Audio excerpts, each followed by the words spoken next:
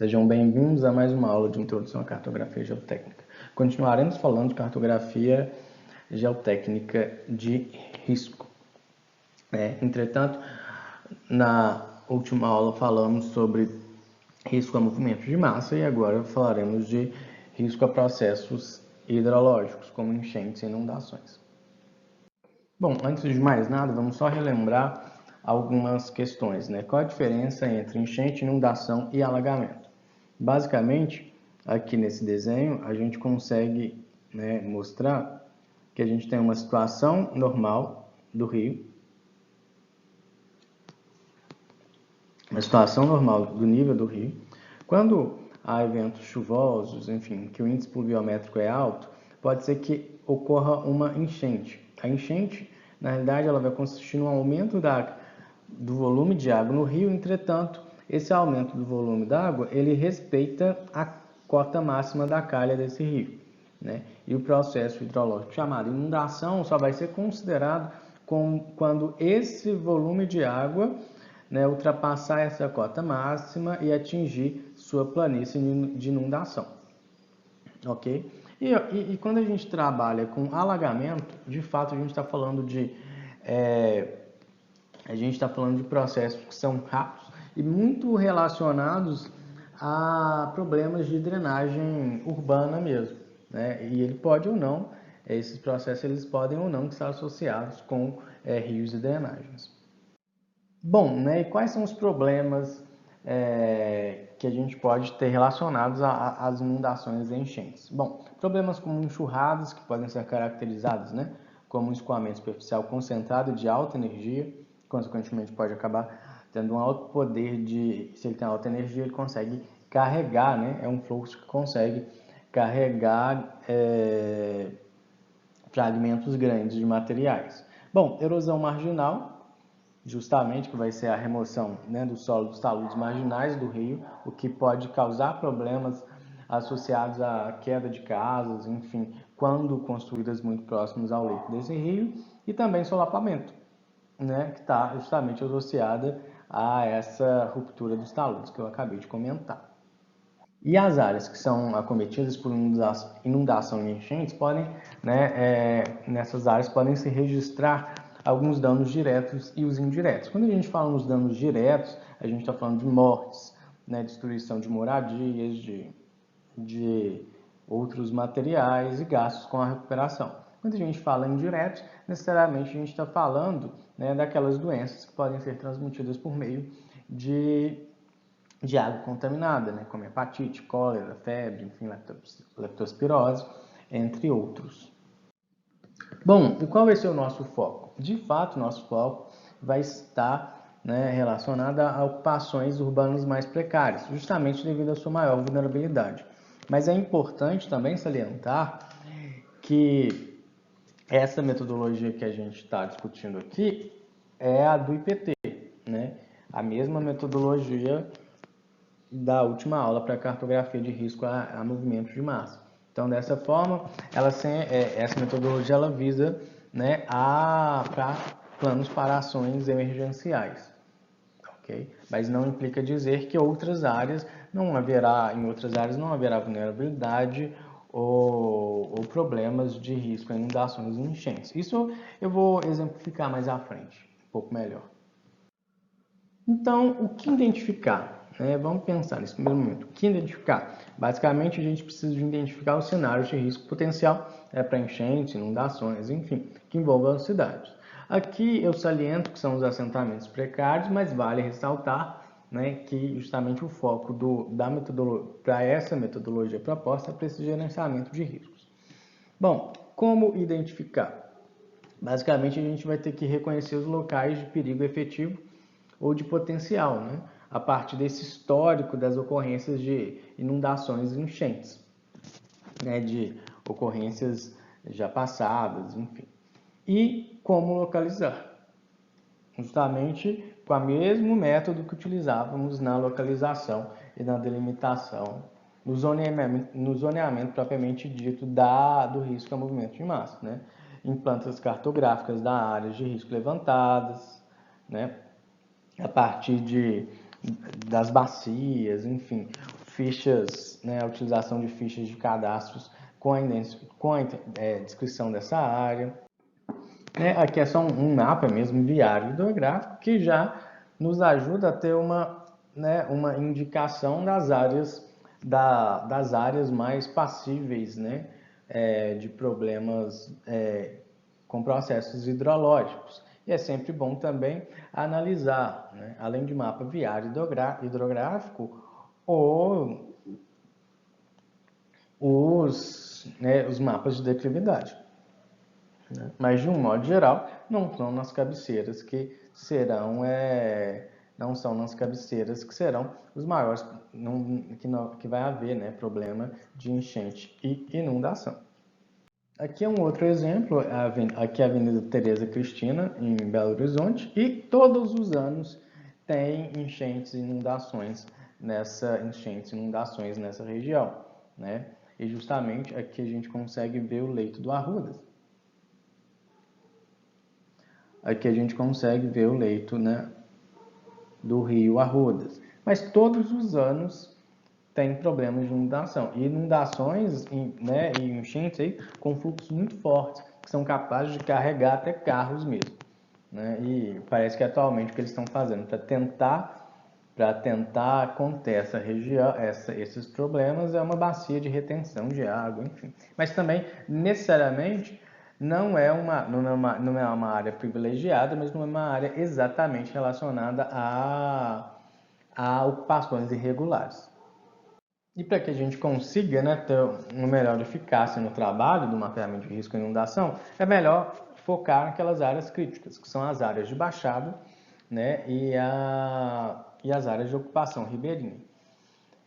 Justamente porque essas áreas de baixadas elas estarão relacionadas às, né, planícies de inundação.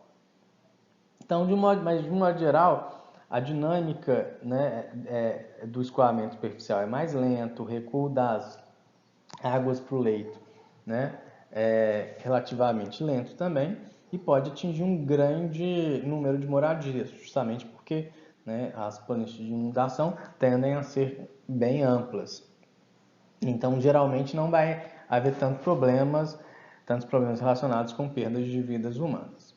Quando a gente pensa na ocupação ribeirinha propriamente dita, a gente está falando de uma ocupação que associa-se restritamente aos canais de drenagem, que esses são as mais problemáticos, né? E geralmente a gente vai ter diretamente relacionados a eles erosão e solapamento dos taludes marginais, que pode colocar em risco a integridade, né, não só de suas vidas, mas também de suas moradias. O impacto destrutivo é muito maior, né, devido à energia do escoamento.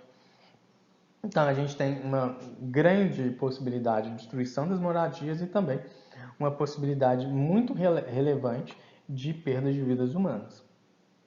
E para que a gente analise, né, o grau de risco aí, os cenários de risco à inundação e enchente, a gente tem que pensar em 3 passos. Né? Nos cenários de risco e potencial destrutivo dos processos hidrogeológicos, né? Então vão ser parâmetros relacionados à natureza hidrológica, vulnerabilidade da ocupação e risco, né? Que aí sim a gente vai analisar os elementos de risco, e por fim a distância das moradias ao eixo dessa drenagem, se está mais próximo, né? Se está mais longe, e geralmente o eixo dessa drenagem acaba sendo, né, ali a projeção superficial do seu talvergue. Então, quando a gente analisa, né, os cenários de risco aí, e potencial destrutivo dos processos hidrogeológicos ocorrentes, a gente tem que analisar várias possibilidades. Né? Primeiro, o processo de inundação, e segundo, o processo de enchente. Quando a gente pensa em inundação, a gente pode ter, né, 2 possibilidades. Um fluxo, né, com baixa energia de escoamento e um fluxo com alta energia de escoamento e, consequentemente, potencial destrutivo, que quanto maior a energia de escoamento, maior também é a capacidade do agente, né, desse fluxo trabalhar como agente de transporte de sedimentos, né, de fragmentos maiores de rocha e etc. Quando a gente pensa nas enchentes, né, a gente pode classificar, a gente tem 3 possibilidades para elas. Um alto poder de erosão e solapamento marginal, né, e justamente então necessariamente a gente está falando de alta energia, alta velocidade, capacidade de remoção e carregamento de material, né? Alta energia de deslocamento, potencial destrutivo, né? Percebam que eu estou falando o alto poder de erosão e solapamento, eu necessariamente estou falando do poder erosivo, da carga que tem esse fluxo, né? E a energia de deslocamento, basicamente, a gente está falando de velocidade e potencial destrutivo, força, né, de levar eventualmente qualquer material que caia nesse fluxo, enfim. E por fim, né, alta energia de deslocamento, alta capacidade de transporte de material sólido e, consequentemente, alto potencial destrutivo. E com base nesses 5 cenários em relação aos dois processos hidrológicos, a gente, né, estabelece 3 cenários para classificar a natureza dos processos hidrogeológicos para classificar o risco à inundação. E justamente são os cenários C1, C2 e C3. Em C1 a gente vai tratar como uma enchente e inundação lenta de planícies fluviais. No cenário 2, enchente e inundação de alta energia cinética. E um cenário 3 é uma enchente ou inundação com alta energia de escoamento e capacidade de transporte de material sólido. Né? Mas com base em que nós vamos saber e determinar esses cenários? Bom, basicamente baseado no histórico, né? No histórico dos processos hidrogeológicos que geralmente ocorrem nessas áreas, né? Então, C1, C2 e C3 são os parâmetros que vamos, né, um dos parâmetros que vamos utilizar na classificação do risco à inundação. Quando a gente analisa a vulnerabilidade da ocupação urbana, a gente tem duas possibilidades, dois cenários. V1, né, que vai estar relacionado a um baixo padrão construtivo, onde, né, vão predominar as moradias construídas em madeira, madeirite, restos de materiais, enfim, e que vão apresentar baixa capacidade de resistir ao impacto de processos hidrogeológicos. Quando a gente pensa no segundo cenário, que é o V2, né, a gente tem aí um médio a bom padrão construtivo, no qual vai predominar moradias construídas em alvenaria com boa capacidade de resistir a impactos hidrogeológicos. E nosso, né, último item de análise é a distância das moradias ao eixo da drenagem. Que a gente tem um P1, que representa uma alta periculosidade, né, justamente uma alta possibilidade de impacto direto, considerando o raio de alcance. Então, geralmente tendem a ser aquelas moradias mais próximas ao eixo da drenagem. E o cenário P2, que é o cenário de baixa periculosidade, que justamente vai ter uma baixa possibilidade de impacto direto quando considera-se o raio de alcance dos processos, né? Então, em resumo, basicamente a gente vai olhar o potencial energético do processo hidrológico, os danos sociais, os danos materiais, a frequência do evento hidrológico e as condições de vulnerabilidade, para que a gente consiga, né, de fato, classificar os níveis de risco. E como definir esses níveis de risco? Bom, em primeiro momento a gente pode definir um grau preliminar aí, baseado somente nos cenários hidrológicos na vulnerabilidade das habitações, né? Então, acaba que a gente utiliza esse quadrinho para facilitar. C1, C2, C3 e V1, V2, né?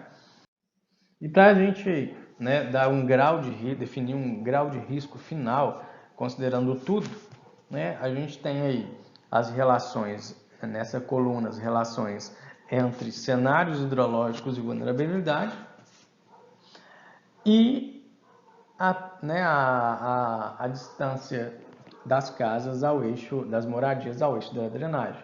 Então, aí também definindo um risco baixo, médio, alto e muito alto, cada um em seu cenário. Então, vamos perceber, a exemplo, né, numa situação de cenário final muito alta, a gente tem o quê? Um cenário C3, né, um cenário hidrológico C3, que vai representar aí um alto potencial, uma energia cinética alta, com alta capacidade de carregar sedimentos, partículas sólidas e um potencial destrutivo alto, associada a uma baixa vulnerabilidade, né, casas com potencial construídas em madeira, enfim, materiais pouco resistentes, e uma alta periculosidade, que justamente vai estar associada a uma maior possibilidade de impacto direto de processos hidrológicos a essas moradias. Aqui a gente encontra, né, a descrição das classes de risco à inundação, de R1 até R4, né? R1, um cenário de risco baixo,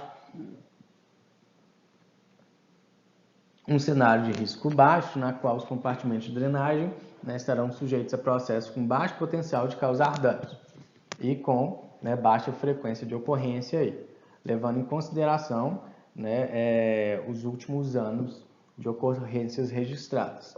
Já quando a gente pensa no risco médio, a gente está pensando em uma drenagem, um compartimento de drenagens sujeito também a processos com médio potencial de causar danos, pelo menos um registro significativo nos últimos anos. Quando a gente trabalha com risco alto, a gente está falando de drenagens com alto potencial de causar danos, uma frequência média, né, registros aí de uma ocorrência significativa nos últimos 5 anos e que também envolva moradias de alta vulnerabilidade. E quando a gente pensa em R4, que é um risco muito alto, a gente tem drenagens com, né, sujeitos a processos com alto potencial de causar danos, principalmente sociais, alta frequência de ocorrência, né, pelo menos 3 eventos significativos nos últimos 5 anos e que envolvam também moradias de alta vulnerabilidade. E é importante, né, que vocês não se esqueçam, né, que os métodos e as técnicas de mapeamento de risco de enchente e inundação são similares aos mapeamentos de risco a movimentos de massa. Né? Se a gente analisar, a gente vai fazer o quê? Identificar e delimitar preliminarmente, né, as áreas de risco através de fotografias aéreas, de levantamentos aerofotogramétricos e outros produtos cartográficos já existentes. A gente vai identificar, né, a área de risco e seus setores de risco através de uma setorização preliminar, também com fotos de baixa altitude, e a gente vai fazer os levantamentos de campo para setorização e cadastro, né, dessas áreas de risco. Esse aqui é só um exemplo da identificação e delimitação preliminar, né, da área de risco à inundação a partir de fotos aéreas aí, né? Neste caso é uma foto de baixa altitude, né, através de helicópteros, mas já consegue-se, né, ter uma ideia aí da área de influência desses processos hidrogeológicos. E posteriormente, a partir dessa delimitação preliminar, né, os trabalhos de campo serão realizados para zoneamento final. Aqui é o mesmo exemplo, entretanto a gente tem, né, numa altitude um pouco menor, já tem essa pré-setorização, né, essa delimitação preliminar, pensando em R1 nessa porção, né, em R1 esse setor, na qual tem-se casos de menor vulnerabilidade e, consequentemente, estão mais altas do que a calha desse rio, então as chances de que aconteça alguma coisa muito problemática aqui, ela é muito pequena. Entretanto, quando a gente analisa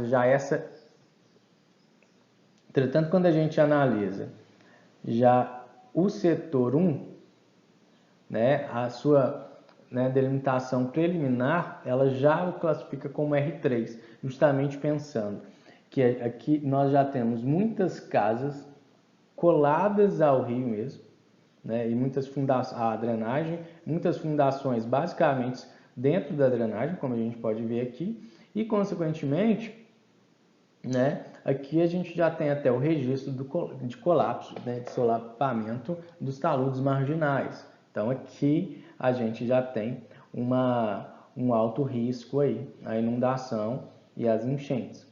Né? Mesmo, não precisa ser nem inundação, nessa situação aqui, a própria enchente, o poder erosivo dela pode já causar grandes problemas, né, a essas moradias, né, nesse setor 1.